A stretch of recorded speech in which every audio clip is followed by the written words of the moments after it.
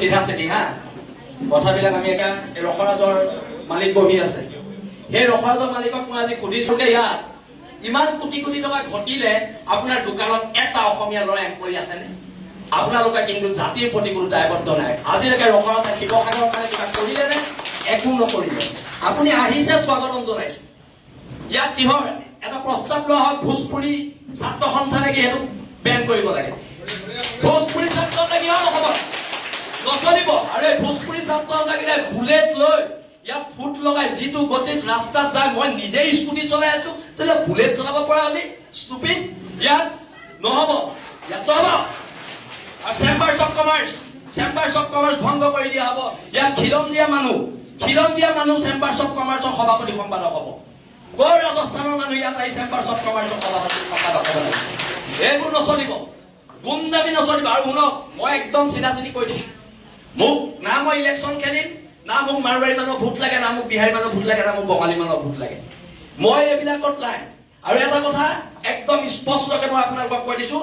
এইবাৰ যদি আমাৰ মানুহ পিতে খুব পিতা হ'ব এইটো নচলিব সদায় আৰু ভদ্ৰ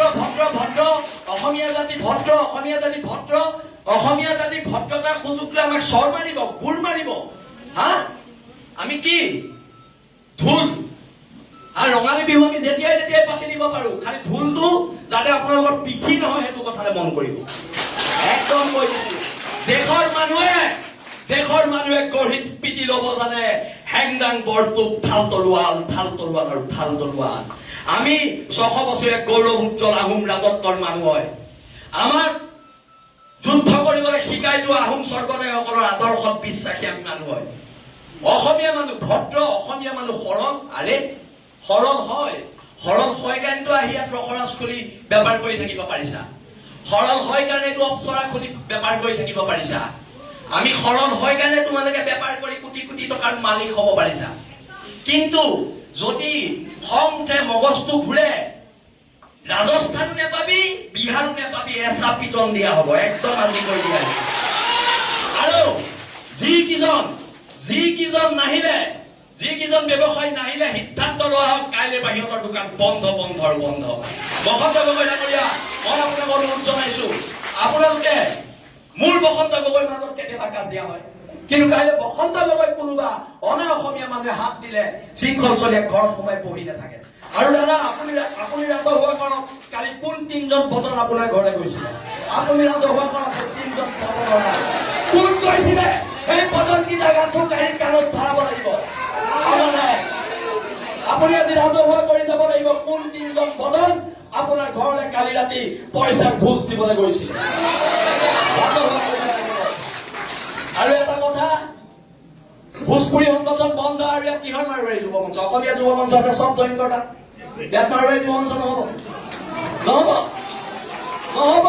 এতিয়াৰ পৰা একো নহ'ব বহুত সহ্য কৰিলো চব মাৰোৱাৰী যুৱ মঞ্চৰ নাম মাৰোৱাৰী সমাজে নিজে গৈ পেলাই মোহাৰিব লাগিব কলা ৰং লৈ সেইটো প্ৰস্তাৱ লোৱা হওক ভোজপুৰী ছাত্ৰ সন্থাৰ নাম কলা ৰং লৈ ভোজপুৰী ছাত্ৰ সন্থাই য'ত লিখা আছে চব মোহাৰিব লাগিব সেইটো প্ৰস্তাৱ লওক একদম হয় নে ৰাইজ আমি ইয়াৰ ভূমিপুত্ৰ মানুহ তহঁতৰ চৰবোৰ খাবলৈ আমি ইয়াত জীয়াই থকা নাই চৰবোৰ খাবলৈ জীয়াই থকা নাই আৰু আমাৰ চৰকেইটা বেংগলী ফেডাৰেশ্যন বন্ধ কৰা হওক এইবোৰ অসমত নচলিব উজনি অসমলৈ চলিব দিয়া নহ'ব এইখিনিকে কলো মই কথাবোৰ কলে বিতৰ্ক হয় মই কথাবোৰ কলে মোক গুণ্ডা বুলি কয় কিন্তু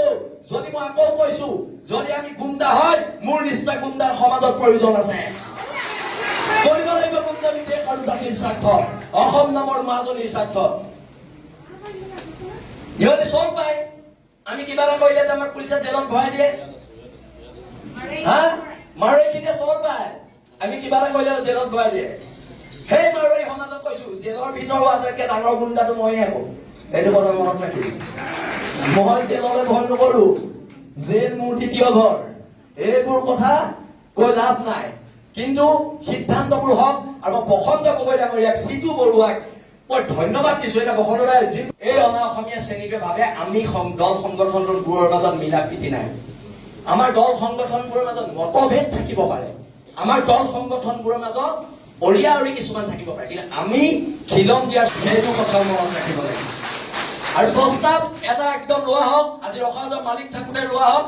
অহা 7 দিনৰ ভিতৰত ৰখাজত 20টা খিলঞ্জীয়া ল'ৰা দিব লাগিব, নহ'লে ৰখৰাজ বন্ধ কৰি দিয়া হ'ব ৰখৰাজ। এতিয়াৰ পৰা নচলিব। আৰু বসন্ত দাই আহোঁতে কালি আমাৰ ল'ৰাখিনিয়ে যিদৰে দোকানে দোকানে সোমাই চিঠি দিয়াৰ পিছত মাত্ৰ মুষ্টিমেয় 7-8জন মানুহ আহিছে, মানে কি আমাক অপমান কৰা হৈছে? হা, আমাৰ খিলঞ্জীয়া মানুহখিনিক অপমান কৰা হৈছে, তাই আহোম ছাত্ৰ সন্থাক অপমান কৰা হৈছে, বীৰ লাচিতাক অপমান কৰা হৈছে, জাতীয় সংগ্ৰামী সেনাক, অসমীয়া যুৱ মঞ্চক, উজনি অসম মুছলিম কল্যাণ পৰিষদ, আহোম জাতীয় গণমঞ্চ, অনুসূচিত জাতি ছাত্ৰ সন্থা, চবকে অপমান কৰা হৈছে। কথা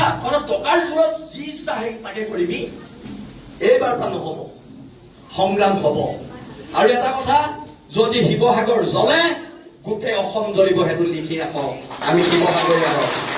এইখিনিকে কলো, মোৰ চমু বক্তব্য